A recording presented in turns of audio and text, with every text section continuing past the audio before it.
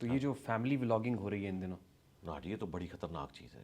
یہ اور کیا ہو رہا ہے جی؟ روزہ رکھ کے آپ فیملی ولاگس پہ ولاگس دیکھ توبہ رہے توبہ ہیں. جی. دیکھیں یہ وہ فیملی چیزیں ولاگ تھیں. دیکھنے سے روزہ ٹوٹ جاتا ہے؟ نہیں، روزہ تو نہیں ٹوٹے گا، لیکن روزے کی روحانیت تو ٹوٹ گئی نا. فرض تو ادا ہو جائے گا نا. روزہ تو انہی چیزوں سے ٹوٹے گا جن چیزوں سے ٹوٹتا ہے. لیکن اس طرح کے کام کرنا اور اس سے ویوز کمانا، اور اس میں کئی چیزیں جھوٹ پہ مبنی ہوں، بالکل پرسنل لیول کی چیزیں ہوں، ان کو آپ اس طریقے سے شیئر کریں گے تو ینگ جنریشن کے اوپر برا اثر پڑ رہا ہے جی اس کا. ہم تو اسے درست نہیں سمجھتے. ہاں، اگر کوئی شخص ویسے اپنی مصروفیات شو کرتا ہے، اس نے کوئی پیٹس رکھے ہوئے ہیں، اپنی تعلیم کی مصروفیات، یہ ضرور کرے. لیکن یہ جو بالکل پرسنل باتیں، جو یہ لوگ اگر ان کے گھروں میں جھانک کے کوئی دیکھے تو برا مانیں گے، اس کو ویڈیو میں ریکارڈ کروا کے پبلک میں عام کر رہے ہیں، تو اس کے ذریعے تو یہ ہماری اخلاقیات کو بگاڑ رہے ہیں جی. سیدھی سی بات. And who is responsible for this? ریاست. کیونکہ ان ساری چیزوں کو ریاست روکے گی نا.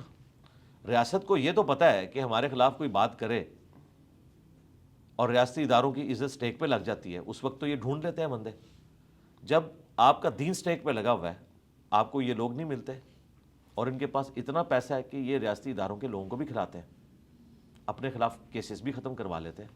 کئی پولیس کیسز ہیں ختم کروا لیتے ہیں. ایک دن بنا ہوتا ہے، اگلے دن ختم ہوا ہوتا ہے. پیسے کو یوز کرتے ہیں.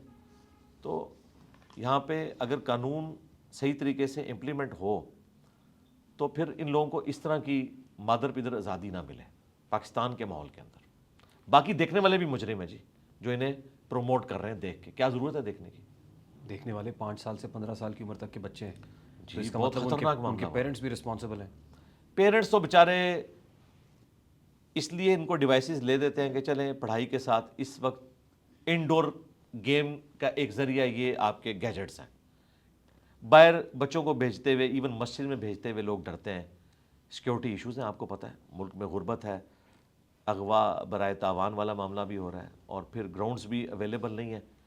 ہم لوگ بچپن میں جون جولائی میں بھی جا کے کرکٹ کھیلتے تھے، سخت گرمیوں میں اکیلے جاتے تھے گراؤنڈ. کوئی اس قسم کا سیکیورٹی تھریٹ نہیں ہوتا تھا جو آج کل ہے. ہم تو اپنے بچوں کو اس طرح نہیں بھیجتے، سیدھی سی بات ہے.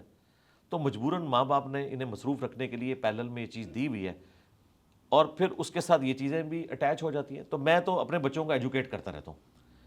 پچھلے دنوں دھروو راٹھی نے بھی اس اعتبار سے ایک اچھی ویڈیو بنائی ہے. حالانکہ وہ ایک ایتھیسٹ ہی ہیں اور ویسے کلچرل اپنے آپ کو ہندو کہتے ہیں، لیکن انہوں نے بھی کرٹیسائز کیا کہ یہ فلمیں اس قسم کی جس سے ہماری ینگ جنریشن کو بگاڑا جا رہا ہے، یہ ہم ان کے مینٹل ماڈل بدل رہے ہیں.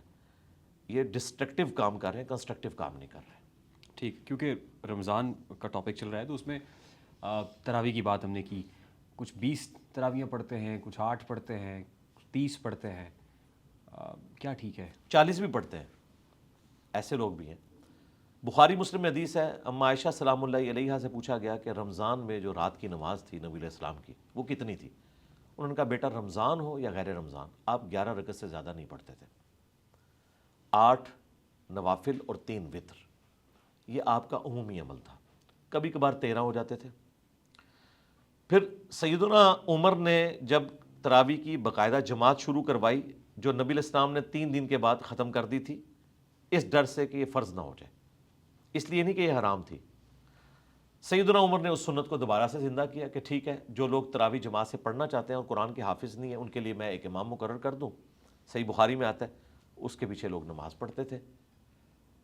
الموطا امام مالک میں یہی حدیث ہے، اس میں آگے الفاظ ہیں کہ ابی ابن کعب اور تمیم داری کی ڈیوٹی لگائی کہ ان کو 11 رکعتیں پڑھائیں. تو 11 رکعتیں ہوتی تھی، لیکن سیدنا عمر نے خود جماعت سے تراویح نہیں پڑھی. آپ وہاں سے چلے گئے یہ کہہ کر کہ اس سے بہتر نماز مرد کی وہ ہے نفلی جو گھر میں پڑھتا ہے. آج کی ڈیٹ میں بھی نفلی نماز، سنت موقدہ ہوں، غیر موقدہ ہوں، قیام اللیل ہو، وطر ہو، یہ گھر میں پڑھنا افضل ہے ایز کمپیئر ٹو مسجد میں پڑھنے کے.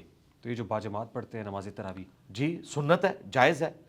جو چیز نبی علیہ السلام نے ایک دن بھی کی اور اس سے منع نہیں فرمایا حرمت کے درجے میں، وہ کوئی اگر روزانہ بھی کر لے تو جائز ہے، اسے آپ غلط تو نہیں کہہ سکتے. ٹھیک. اچھا یہ بتائیے کہ کیا دہاڑی دار شخص جو ہے، جو دہاڑی لگاتا ہے، اس پہ بھی روزہ فرض ہے؟ جی روزہ فرض تو ہے اس کے اوپر. اب پریکٹیکلی کیا وہ رکھ سکتا ہے یا نہیں، اور اگر وہ نہیں رکھ سکتا تو کیا کرے. میں نے اپنی زندگی میں کئی پٹھانوں کو دیکھا ہے کہ وہ رمضان المبارک میں رات کے وقت مزدوری کرتے ہیں، دن کو روزہ رکھتے ہیں. ٹھیک. انہوں نے اپنی ٹائمنگ بدل لی ہے, انہوں نے خود اس کا سولوشن نکال لیا ہے. یہ سولوشن بھی پاسبل ہے. ہو سکتا ہے ہر ایک کے لیے پاسبل نہ ہو. اگر کوئی ایسا دیہڑی دار ہے کہ جس نے دن کے وقت ہی کام کرنا ہے, اسے رات کو کوئی اس طرح کا کام نہیں ملتا, تو اس کے لیے ہمارے پاس سولوشن یہ ہے کہ ہم ان لوگوں کو جو صاحب ثروت ہیں ریکویسٹ کرتے ہیں کہ آپ لوگ ان لوگوں کو اپنی زکوٰۃ میں سے دیں, یہ ڈیزرونگ ہے, 1 مہینے کا راشن ڈلوا دیں, ان کو آپ اتنا خرچہ دیں کہ وہ بغیر مزدوری کے 1 مہینہ گزار سکیں, تاکہ وہ روزے رکھیں, ان کو تو ثواب ہوگا, آپ کو بھی پیرلل میں ثواب ہوگا. اس کے علاوہ تو مجھے کوئی اور سولوشن نظر نہیں آتا, کیونکہ ہم ویلفیئر اسٹیٹ میں تو رہ نہیں رہے, ہم تو سیکورٹی اسٹیٹ میں رہ رہے ہیں. یہاں تو ہمارے سیکورٹی کے خرچے ہی پورے نہیں ہوتے, تو ویلفیئر اسٹیٹ کہاں سے بننی ہے؟ ورنہ اگر یہ ویلفیئر اسٹیٹ ہوتی تو ہم اسٹیٹ سے کہتے کہ ایٹ لیسٹ اگر اسلامک اسٹیٹ ہے تو اس کا کام ہے کہ 1 مہینے کی تنخواہ ان کو بھی دے دی جائے. پیکیجز جس طرح بے نظیر بھٹو کے نام کے اوپر ایک پروگرام شروع ہوا ہے, بڑا اچھا ایک پروگرام ہے, اس کے ذریعے غریب لوگوں تک پیسہ پہنچ رہا ہے, اس طرح کا کوئی سلسلہ کیا جائے. ادروائز یہ حقیقت ہے کہ ایک مزدور آدمی مزدوری کے ساتھ روزہ نہیں رکھ سکتا. اگر اس کی کوئی بھی ہیلپ نہیں کرتا تو ٹھیک ہے, وہ مزدوری کرے, روزہ چھوڑ دے, اور اگر فدیہ دے سکتا ہے روزے کا 1 وقت کا کھانا ایک مسکین کو تو وہ دے لے, اور اگر وہ بھی نہیں دے سکتا تو ٹھیک ہے, اللہ تعالیٰ کی طرف رجوع لائے. اللہ تعالیٰ گیون سرکمسٹانسز میں امید ہے اس کے ساتھ درگزر کا معاملہ فرمائے. ٹھیک ہے. جیسا کوئی پیشنٹ ہے, ان پرٹیکولر ڈائبیٹک ہے, شوگر پیشنٹ ہے, اس کے لیے گنجائش ہے؟ پیشنٹ کے لیے تو قرآن میں آیا کہ مریض اور مسافر یہ روزے کو چھوڑ سکتا ہے, بقیہ کے دنوں کے لیے مؤخر کر لے, بعد میں اس کی گنتی پوری کر لے. اسی کی ایکسٹینشن ہے صحیح بخاری میں, انس ابن مالک جب بوڑھے ہو گئے تو وہ پھر روزہ نہیں رکھتے تھے, ایک مسکین کو 1 وقت کا گوشت کے ساتھ کھانا کھلاتے تھے, اور یہی آیت پڑھتے تھے کہ مریض اور مسافر روزے کو چھوڑ سکتا ہے فدیے کے عوض. حالانکہ وہ مریض نہیں تھے, بوڑھے تھے, لہٰذا ایک اور چیز ایڈ ہوگی کہ بڑھاپا بھی مرض میں لائی کرتا ہے. اسی کی مزید ایکسٹینشن جامع ترمذی اور ابو داؤد میں ہے کہ نبی الاسلام نے پریگننٹ عورت اور دودھ پلانے والی عورت کو بھی اپنے روزے مؤخر کرنے کی اجازت دی ہے. یعنی وہ بھی مریض کی کیٹیگری میں فال کرے گی, وہ بعد میں روزے رکھ سکتی ہے. اور اگر ایک عورت پریگننٹ ہوئی, پھر 2 سال دودھ پلایا, پھر پریگننٹ ہوگی, عموماً ایسا ہو جاتا ہے 6-7 سال گزر گئے, تو پھر وہ ایک روزے کے بدلے ایک فدیہ دیتی جائے, ایک مسکین کو 1 وقت کا کھانا, جو قرآن میں رپورٹ ہوا, جو آپ خود کھاتے ہیں یا اس کے ایکویلنٹ رقم. روزے رکھنے کی حاجت نہیں ہے جب تک کہ وہ نارمل کنڈیشن میں نہیں آ جاتی. رہے وہ مریض جس طرح کے شوگر کے مریض ہیں, جو پرماننٹ مریض ہیں, جن کی صحت یابی کی اب امید ہی نہیں ہے, ظاہر ہے ان کا وہ پینکریاس ڈسٹرب ہو چکا ہے. انسولین لیتے ہیں, انجیکشن لیتے ہیں انسولین. ہاں, اگر انسولین لے کر وہ اپنا مینٹین کر سکتے ہیں تو ٹھیک ہے, اپنے کھانے پینے کی ٹائمنگ کو اس طرح ایڈجسٹ کریں, وہ روزہ رکھ سکتے ہیں. نہیں, لیکن انسولین کا انجیکشن ہوتا ہے, انجیکشن لگانے سے روزہ برقرار رہتا ہے. روزے کے دوران نہ لگائیں, سحری اور افطاری کو یوٹیلائز کریں.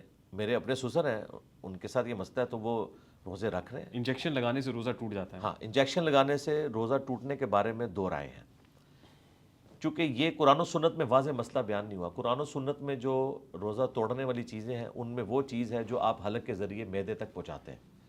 اب یہ تو معدے تک حلق کے ذریعے نہیں پہنچتی, یہ یا گوشت میں لگتا ہے ٹیکا, یا لگتا ہے کسی وین کے اندر.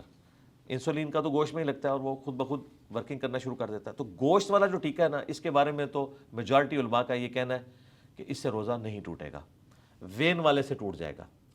جبکہ ہمارا موقف یہ ہے اس میں کہ چاہے وین والا ہو, گوشت والا ہو, بخاری میں ابن عباس کا قول ہے کہ جسم میں کوئی چیز داخل کر دی جائے تو وہ روزہ توڑ دے گی, اور نکالی جائے تو روزہ نہیں توڑے گی. احتیاط اسی میں ہے کہ ایسا شخص اس ایک روزے کی پھر قضا دے گا.